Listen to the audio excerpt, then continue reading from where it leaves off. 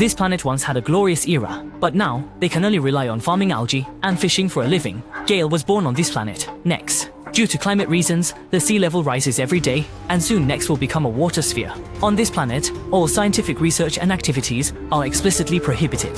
They no longer rely on science, but live for the awakening of faith. They believe that the rise of the sea is a warning to the sleepers, and if they overcome this challenge, they will be worthy of welcoming his awakening. Gale is a messenger in the Church of the Prophet. Being a messenger of the church is a source of pride for every parent, and Gale's parents are no exception.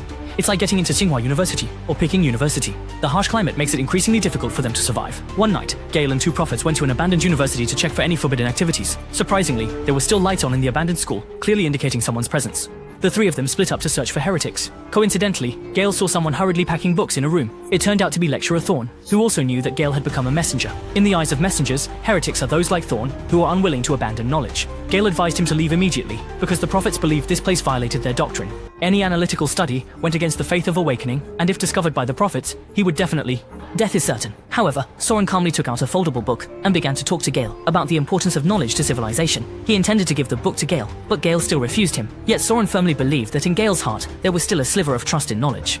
In the end, Thorn was captured by the prophets, and he was about to face a brutal punishment. Thorn's feet were tied to a large stone, and together with his books, he was sunk into the cold seabed. Actually, Gale knew very well that the so-called awakening of the Prophet Church was merely self-deception. So, Gale dived into the seabed at night to retrieve the folded book. In the days that followed, Gale studied mathematical and scientific knowledge day and night. Gradually, Gale's parents also began to notice the rising sea levels, and the seaweed they cultivated kept dying, but they were unable to make any changes. That day, Gale secretly found the smuggled messenger and requested the messenger to send a solution formula to Trantor in order to participate in the Empire's mathematics competition. However, not long after, the Prophet Church discovered that someone privately participated in the mathematics competition, but they hadn't realized it was Gale. His mother tried to persuade him to stop all this because his actions would endanger their entire family, but Gale still did not give up. Finally, that night, he received a reply from Trantor.